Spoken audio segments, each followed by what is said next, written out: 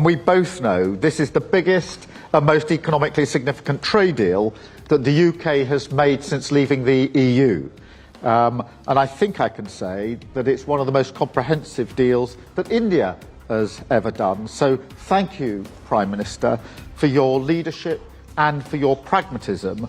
And I'd like to thank everybody who's worked so hard to get this deal over. नहीं हो रहा। अच्छा। हाँ, इंडिया के हालात अंदरूनी जो भी होंगे वो अभी भी इंटरनेशनल कम्युनिटी की डार्लिंग है। बदकिस्मती हमारी ये है कि हम डार्लिंग नहीं है, वो अभी भी डार्लिंग है। अभी भी सारी फॉरेन इन्वेस्टमेंट जो है उनको बड़ी मिलती है। अभी भी अरब वर्ल्ड जो है वो इंडिया को सपोर्ट करता है। अभी भारत और ब्रिटेन के बीच ऐतिहासिक फ्री ट्रेड एग्रीमेंट साइन हुआ है। प्रधानमंत्री मौजूद हैं, रोजमर्रा की चहल पहल है, दुकानें खुली हैं, लोग अपने कामों में मसरूफ हैं और फिर अचानक एक गैर मामूली सन्नाटा छा जाता है। चलो ये तो तुम कभी करोगे नहीं, मानोगे नहीं, मगर तू ऑफसेट आर लॉसेस, जो सस्ता लोन दे दो, IMF से सूद कम कर दो, वो भी नहीं। तो what I am saying is कि बिल्कुल हमारा कसूर है। देखिए आपको पता है कि अब ये जो हमारा GNP का 1910 का इम्पैक्ट 2010, 2022 और 25 3% हमारा GNP कम होगा इससे। उन्होंने फ्री ट्रेड्स एग्रीमेंट जो है वो साइन कर लिया है और कहा जा रहा है कि दैट्स वेरी सिग्निफिकेंट एग्रीमेंट। और इसमें आप ये समझ लें कि ये हुआ तब है जब प्राइम मिनिस्टर मोदी जो हैं वो UK के अंदर मौजूद हैं। हेलो दोस्तों, स्वागत है आप सभी का हमारे चैनल पर एक बार फिर से। दोस्तों हम बात करने जा रहे हैं भारत और ब्रिटेन के बारे में, जहां पर दोस्तों आज दोनों ही देश के बीच में फ्री ट्रेड एग्रीमेंट हुआ है। दोस्तों भारत और ब्रिटेन के बीच में ये ऐतिहासिक व्यापार समझौता हुआ है, जिसके साइन आज लंदन में ऑलरेडी किए जा चुके हैं। इससे दोनों ही देशों के लोगों को काफ़ी ज़्यादा मदद मिलेगी, काफ़ी लोग इसका फ़ायदा भी उठाएंगे दोस्तों। और जिस तरीके से ये चीज़ें सामने आ रही हैं, दोनों ही देशों के जो रिश्ते हैं काफ़ी ज़्यादा आने वाले टाइम में काफ़ी अच्छे होंगे और मजबूत होंगे। जिसके बाद में दोस्तों पाकिस्तान की जो मीडिया है पूरी तरह से परेशान होती दिखाई दे रही है, क्योंकि दोस्तों पाकिस्तान को ये लगता था कि भारत को अलग कर दिया है उन्होंने वर्ल्ड से, लेकिन दोस्तों ऐसा कुछ नहीं है। जैसा कि नजम सेठी हमारी वीडियो के माध्यम से हमने आज दिखाने की कोशिश भी करी है, वो कह रहे हैं कि भारत आज भी टॉप प्रायोरिटी है, हर वर्ल्ड में जो भी देश है वो भारत के साथ ट्रेड करना चाहता है। वहीं दूसरी ओर देखा जाए तो दोस्तों जिस तरह से ये समझौता हुआ है, इसके बाद में दोस्तों UK और भारत के प्रधानमंत्री और UK के प्रधानमंत्री दोनों ही इस टाइम पर मौजूद रहे। और दोस्तों दोनों ही प्रधानमंत्रियों ने आपस में एक दूसरे के साथ चाय भी शेयर की, जिसे देखकर दोस्तों ये कहा जा सकता है कि दोनों ही देशों के बीच में बहुत अच्छे ताल्लुकात हैं और आगे और ज़्यादा मजबूत होने वाले हैं। और जिस तरह से दोस्तों हमने आपको वीडियो के माध्यम से दिखाने की कोशिश करी है कि किस तरह से जो साइन हुए हैं और मोदी का कैसे वेलकम किया गया है, तो दोस्तों आगे देखते हैं वीडियो के माध्यम से क्या होता है। लें कि उसमें आपकी ऑप्टिक्स जो होती है ना, उसकी बहुत वैल्यू होती है कि ऑप्टिक्स किस तरह की हैं। नरेंद्र मोदी को बड़ा एक्स्ट्राऑर्डिनरी जो है वो वेलकम किया गया है। अगर आप देखें जो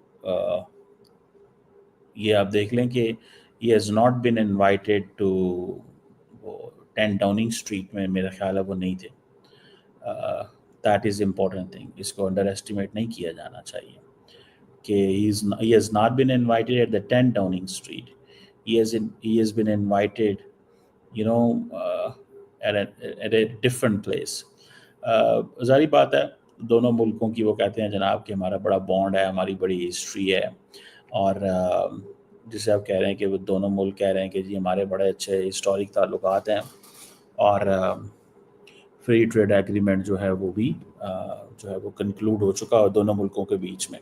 सो दैट इज़ समथिंग जो एक चीज़ बताता है कि दोनों मुल्क जो हैं वो एक लॉन्ग टर्म पार्टनरशिप की बात कर रहे हैं, लॉन्ग टर्म पार्टनरशिप की बात करते हैं। और ये जो फ्री ट्रेड एग्रीमेंट है, इसमें मैंने पहले आपको बताया था कि ऑलमोस्ट एवरी इंडियन प्रोडक्ट जो है वो मज़े मारेगी वहाँ पर, लेकिन नरेंद्र मोदी साहब ने जो खालिस्तानी एक्सट्रीमिस्ट हैं पन्नू और उनके जितने भी एसोसिएट्स हैं, उनके ख़िलाफ़ वो कहते हैं जी हमें इनके ख़िलाफ़ एक्शन लें। और ये चीज़ जो है वो इंडिया कहता है कि हमारे लिए बड़ी इम्पॉर्टेंट है। बाकी आर्टिफिशियल इंटेलिजेंस, क्रिटिकल मिनरल जो हैं, सेमीकंडक्टर, साइबर सिक्योरिटी, इन एरियाज़ के ऊपर वो सब के सब जो है वो देखने की ज़रूरत है। फ्री ट्रेड एग्रीमेंट की बात हुई और फ्री ट्रेड एग्रीमेंट अब देखें कि अब एक बड़े पैमाने पे इंडियन जो हैं उनको एक्सेस मिलेगी। और आप ये भी देखें कि जिसे कहते हैं ना बड़े पैमाने पे जो यूनिवर्सिटीज़ हैं वो इंडिया में कैंपस खोलेंगे। इंडियंस क्या कहते हैं? इंडियंस कहते हैं कि भाई साहब आप हमारे लड़के ले जाते हैं वहाँ पे, ठीक है, और वो लड़के जो हैं वो वहाँ पे जाते हैं, वो पैसे आपको देते हैं और हमें क्या मिलता है? कुछ भी नहीं, वो वापस ही नहीं आते। सो इंडियंस वहाँ कहते हैं यूनिवर्सिटी ही वहाँ खोल लें। अब वो बरतानिया को क्या है मसला है? बरतानिया ने कहा यार हमारी फर्स्ट क्लास एजुकेशन है, फर्स्ट क्लास हेल्थ है। मिसाल के तौर पे रिसेंटली जो NHS है बरतानिया का, नेशनल हेल्थ सर्विस जो है, वो पाकिस्तान के अंदर हॉस्पिटल खोल रहा है। उनको पता है लोग यहाँ बड़े अमीर हैं, उनके पास पैसा है। I am talking of the top of the top rich लोग, मतलब सारे लोग तो यहाँ पे अमीर नहीं है, ये तो नहीं होता कि मुल्क की पूरा अमीर है, लेकिन उनको पता है पीपल दैट इज साइजेबल, वो एक है क्लास जो they have the money, they have the resources and everything. So इस चीज़ को वो देखना पड़ेगा। सो एक तो वो ये चीज़ जो है वो कह रहे हैं। दूसरा उन्होंने कहा वहीं चले जाओ। सो अब वो कह रहे हैं जी टेक्नोलॉजिकल कोलैबोरेशन चाहिए दोनों मुल्कों के दरमियान, इसके ऊपर काम करने। तो दोस्तों जैसा कि आपने देखा पाकिस्तानी मीडिया का रिएक्शन। अगर दोस्तों हम बात करें इस बारे में जो आज ये समझौता हुआ है, इसके लिए दोस्तों दोनों ही देशों के बीच में सालाना लगभग 34 अरब डॉलर का तक पहुंचने की संभावना है। और दोस्तों टैरिफ में ऑलरेडी कमी की जा चुकी है, जिसमें पहले 15% था, अब 3% तक कर दिया गया है। जबकि इसे जिनमें कार भी शामिल है, टेक्नोलॉजी उत्पाद शामिल है, सारी चीज़ शामिल होंगी दोस्तों। इसके बाद में दोस्तों ब्रिटेन में जो 99% ड्यूटी जो है वो ख़त्म कर दी है भारतीय निर्यात पर। और दोस्तों इसमें कपड़ा शामिल होगा, ऑटो पार्ट्स शामिल होंगे, दवाइयाँ होंगी, खाद्य सामग्री होंगी। इस तरीके से दोस्तों अगर देखा जाए तो उपभोक्ता जो भारत में है वो ब्रिटिश सामान को सस्ते में खरीदेंगे, और जैसे कि महंगी कारें, मोबाइल, विस्की वगैरह। जिस तरीके से दोस्तों कामकाजी लोग हैं, स्थायी के लिए वीज़ा आसानी से मिल जाएगा लोगों को, सोशल सिक्योरिटी की राहत आराम से मिल जाएगी।